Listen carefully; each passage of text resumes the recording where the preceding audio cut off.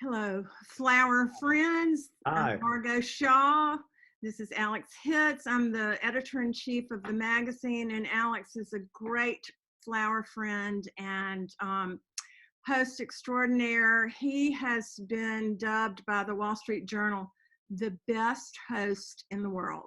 No, Margot, it's the very best host in the I'm world. so sorry. For, Forgive me. I don't know how you could exceed best, but anyway, the very best, Very. and they really mean it. I know why.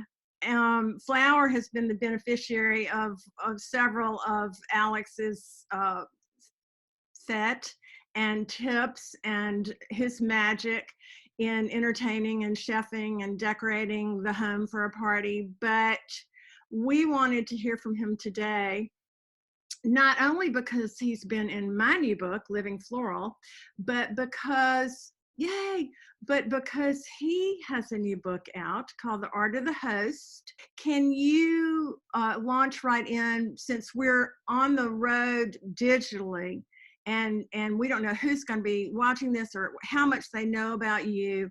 Could you tell us a little bit about your background and how you came to be assigned that illustrious title, the very best host in the world? Well, first of all, I would like to just say that I, like you, would like to thank God above that my book came out last fall and not this coming fall, because even though uh, these things are so super important, especially now, we wouldn't ever want to appear frivolous in the world that we're living in. So that is one thing I'd like to say.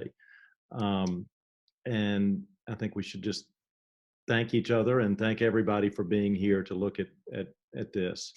So I grew up in Atlanta. I came sort of by it naturally. My mother had come from a family where none of the women ever knew how to cook or wanted to.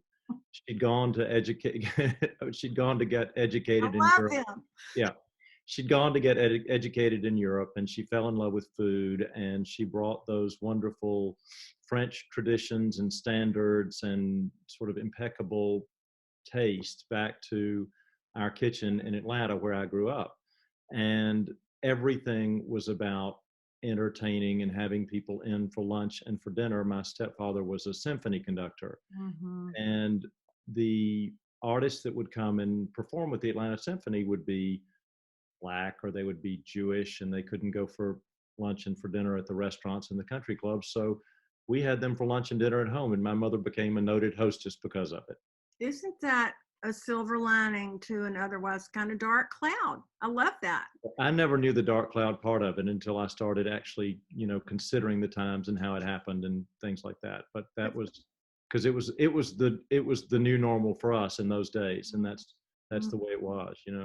Mm-hmm. I'm sorry I didn't meet your mother. She sounds plucky and resourceful and talented. I would have loved her, I'm sure. You, and vice versa. She was the best, and you would have loved her, and she would have loved you back. So Thank you. All right. Well, tell me a little bit about where you are right now. I think you're in Atlanta, your I'm hometown. in my hometown. And My two other cities of residence, Los Angeles and New York, are not very good places to be right now. So right. I escaped home, and I'm at the St. Regis Hotel in Atlanta, Georgia, and that's where I am. Well, you know how to struggle in style. Um, Alex, I'm here with six other people. okay. Well, tell me, gosh, it's like your own private establishment. Tell us a little bit about what you're doing right now while you are sheltering in place. Well, I'm in Atlanta. I was sort of here working on a new project, and then I have a friend who has a very big catering company here, and of course, because of the pandemic, I've said it now. I've said it. All of her business obviously canceled in the catering business, and I said, well, listen, let's start a pickup and delivery business, and that started on the 20th of March. I have cooked it with her staff. I've been in the kitchen every day, which has been great because it's been many, many years since I've done that. And so we've now served, as of this afternoon, we've served over 7,000 servings of this and of that. So That is awesome. that's good. And it's also good because it's not just keeping her business and business. It's keeping her employees employed. And also then whatever we don't sell at the end of the week, we give to charity. So that's great. It's great all the way around.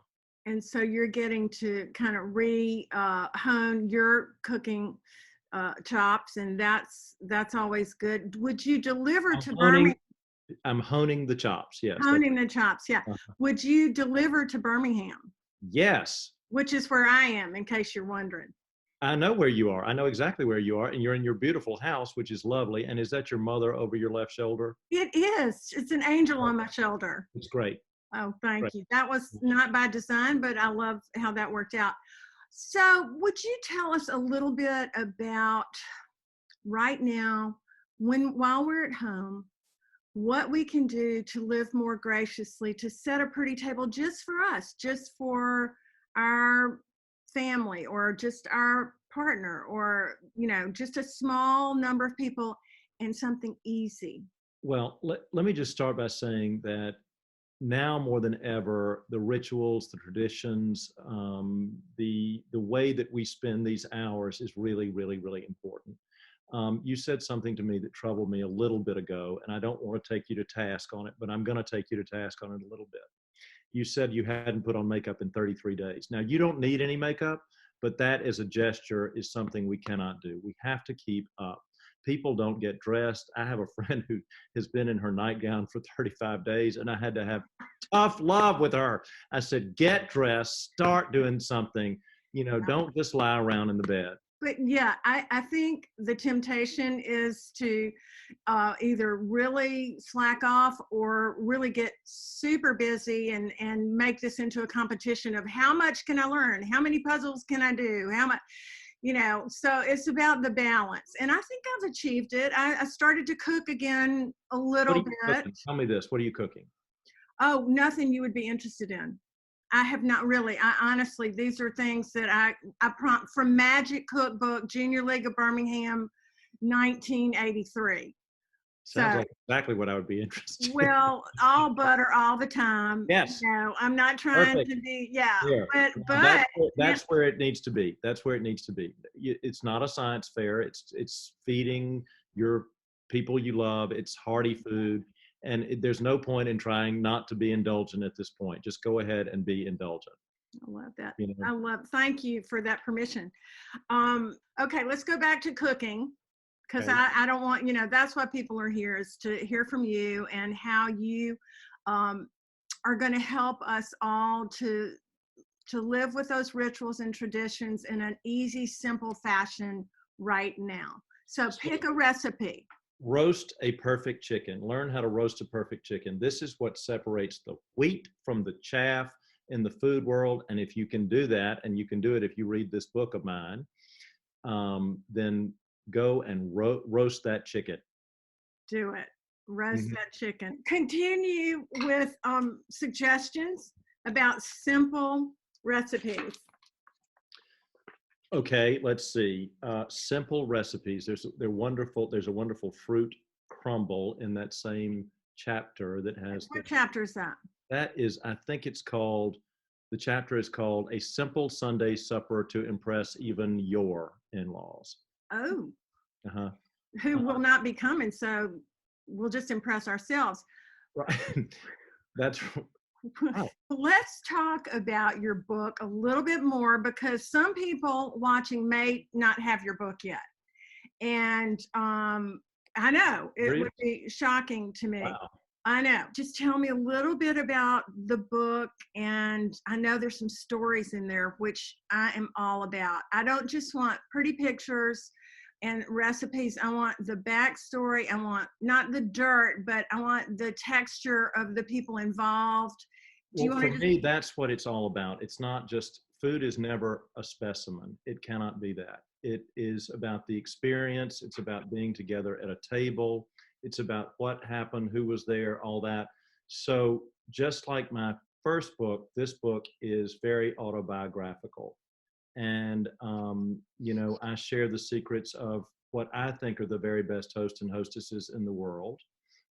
People that I've known very well all my life, their tricks, their rules, their standards, their inspirations, the things that separate them as, stylish people who actually don't just phone it in when it comes to cooking. Okay, so your favorite, well, I won't say favorite, but I do know that you have used a certain Atlanta floral designer in some of these table settings. Do you want to talk about her? She's amazing. She's called Kirk Whitfield. Okay.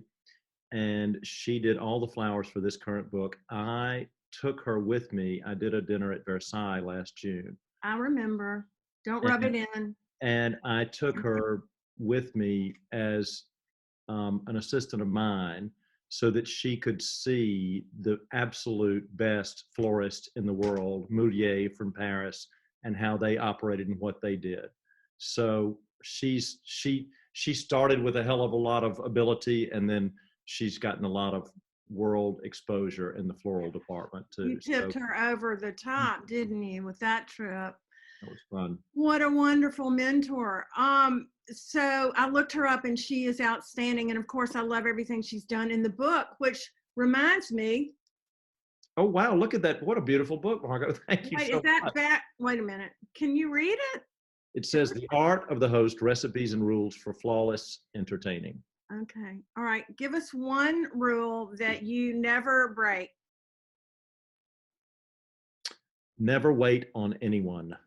Start the dinner. If someone's late, they're late and they lose, but do not wait on them. Do not make all the other people that have been on time suffer for someone who's late. Agreed. And so now when it's just 3 or 4 or 5 of us, what would be your rule about that? No phones.